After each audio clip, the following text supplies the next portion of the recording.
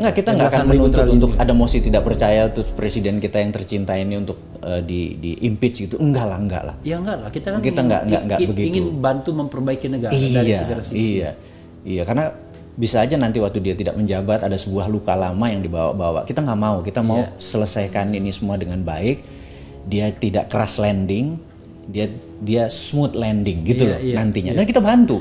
Kita mau tapi buat untuk smooth landing itu ya dia harus memanfaatkan sisa 2 tahun ini untuk betul-betul membuat legacy yang baik. Itu yang mau kita ingetin. Udahlah, ngegas muda 8 tahun kemarin lah sama teman-temannya. Ini bagian untuk smooth landing.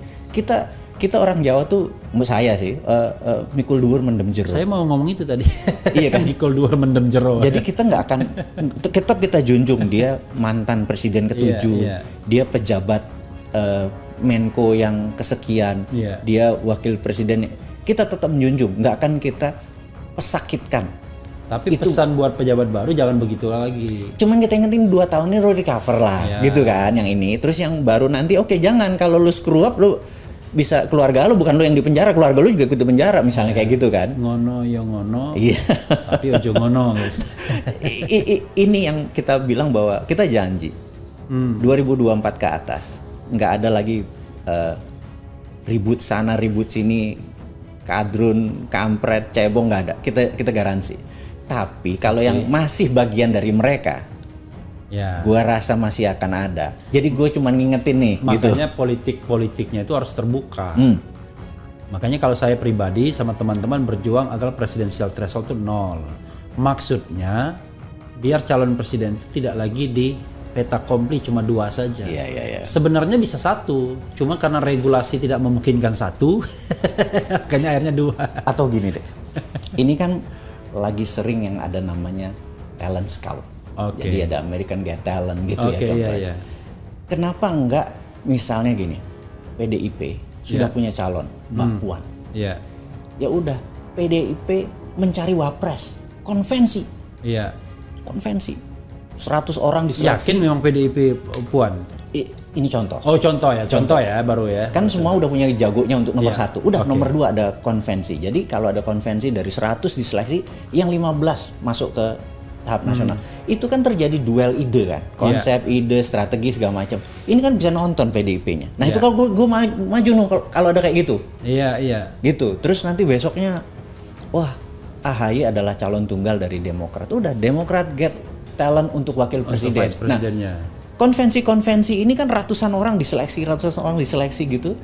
Di situ menurut saya pribadi itu jadi wake up call. Ini boleh juga nih.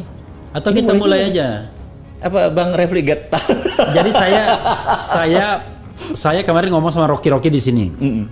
Jadi kita mau melalui RH Channel atau channel lainnya juga, kita mau undang calon-calon presiden untuk diuji. Nanti, ini non yang di etalase ya? Siapa aja? Siapa aja lah. Ya kan, yang menyatakan dirinya ingin jadi presiden. Ya kan? Kenapa kita bilang presiden? Ya berarti kan nanti kualitasnya apakah dia jadi vice presiden itu soal lain. Tapi kan selalu presiden. Menarik. Kan? Nah, diundang. Nanti panelisnya itu dua menurut saya. Panelis ahli yang itu akan ditentukan kemudian. Ya. Bila perlu panelis ahlinya di polling juga. Ya, siapa yang mau jadi benar. Ini misalnya Bosman Mardigo mau dites sebagai kelayakan sebagai calon presiden. Betul. Ya kan? Soal kita tradisi. Nah, lalu kita polling, menurut Anda siapa yang paling layak? Ahli ekonomi misalnya, ahli politik. Siapa yang bakal meng-counter keekonomiannya gitu. Dia, benar nggak? Nah, kita bikin aja di polling kan, di sini kan bisa. Boleh. Jadi kan demokratis. Perkara ya ini kita tunjukkan ini pollingnya ini yang akan ini. Benar. Kenapa nggak kita lakukan itu mumpung masih cukup kan pendaftaran terakhir Oktober 2023 Oktober kan? Ya. Kalau nggak salah ya. Terus 2024 Februari. 14 Februari. Kasih sayang. Itu. Kasih sayang pakai cuan lagi. Kasih sayang pakai cuan. Nah, ini kan cukup ya untuk kita mengedukasi masyarakat versi kekinian.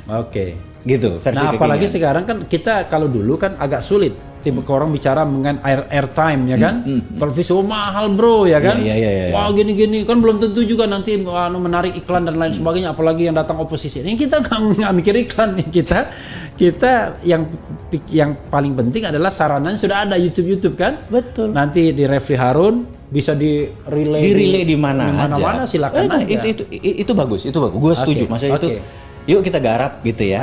Itu serius ya. Dari kita. Jadi saya udah dua orang serius. Either mau jadi organizer atau menjadi peserta konvensinya, atau itu salah lain. Menjadi apa tadi? Peserta atau kita menjadi panelis yang akan panelis. Ini. Nggak masalah kita. Itu yang harus kita lakukan. Tapi kalau Bung Bosman kalau misalnya jadi panelis ekonom ya? Saya lebih prefer tentang kebijakan luar negeri, foreign policy. Oh, foreign policy ya. Karena bisa foreign policy, bisa public policy, bisa ekonomi, makroekonomi misalnya. Betul. Gua lebih kalau ditanya lebih ke foreign policy karena itu lebih harus jelas itu ininya. Foreign policy. Boleh nanti kita kita garap gitu. Enak nih kalau kayak gini. Jadi ringan, semua orang tuh yang pro kontra duduklah, lo denger dulu, lo ini lo dulu. Mau cebong, mau kampret, pokoknya lo kalau mau ada ide ya duduk di sini gitu. Dan kita kolaborasi sama semuanya. Iya, jadi kita ingin mencari pemimpin yang berkualitas ya kan, bukan pemimpin yang katakanlah belum apa-apa dilabelisasi ya kan. Wah ini kalau memimpin bakal jadi kadrun, bakal jadi ini dan lain sebagainya. Benar. Justru itu bagian dari klarifikasi dia, nanti disclosure dia. Lo dibilang alatnya ini nih, alatnya cukup gitu misalnya. Kalau ente nggak kuat begitu ya ente jangan jadi pemimpin. Bener. Lo baru ditanya aja udah marah, udah baper kan? Ya. Apalagi nanti jabat lo punya power. Gitu kan? Good point. That's good point ya kan. Ini harus ditagih nih saya. Nanti Rocky Gerung juga udah ngomong begini. Si Bosman sama lo tuh gitu aja udah. Udah. Jadi nanti ini bulan apa ini? Ini bulan Juli. Insya Allah kita realisasikan Agustus. Jadi. Bila perlu kita launching 17 Agustus. 17 Agustus. Kumpulin kita orang-orang itu. Bener. Pada 17 Agustus gue mau umroh. Umroh dulu dah. No. Umrohnya September. Jadi 17 Agustus ya kita launching ya. Insya Allah ya. Insya Allah kita atur. Karena gue seneng banget untuk menyuarakan versi kekinian supaya ada banyak corong-corong. Iya, kalau perlu kita ada kompetitornya. Iya, kita ini kan yang penting itu open mind. Kan kita bukan mencari pembenaran, kita mencari yang terbaik di antara kita. Orang kalau dalam kepemimpinan itu kalau orang merasa dirinya tidak lebih baik, ya dia silakan orang lain ya kan. Kalau ini udah nggak baik, nyotot aja. Gue nggak komen itu. Oke, itu soal pajak ya. Soal pajak, kemudian soal ya ini ya concern soal kepemimpinan. Soal apa lagi, Bung? Yang menjadi pemikiran hari belakangan ini. Paling enak kan nanyanya begitu. Iya. Jadi gini, ada kekuriusan. Oke. Curiosity. Rasa ingin tahu. Jadi kalau orang nanya gitu, Bosman minta tanda tangan. Iya. Selalu di atasnya saya tuh nulis hal yang sama. Keep curious, Bosman. Gitu ya. Oke. Gitu. Saya pengen semua orang. Kalau Denny Indrayana keep fighting corruption. Oh iya. Karena gue pengen semua tuh orang curious terhadap apa ya, terhadap tentang sains, tentang ekonomi, tentang apa, curious. Nah, tadi pertanyaannya gue lompat lagi mengenai curious. Ya, jadi satu kan tentang pajak. Kedua kita udah intermezzo ngomong. Nah, sekarang apa lagi yang dipikirkan? Gue tuh curious gini. Indonesia itu lahir tahun 1945. Oke.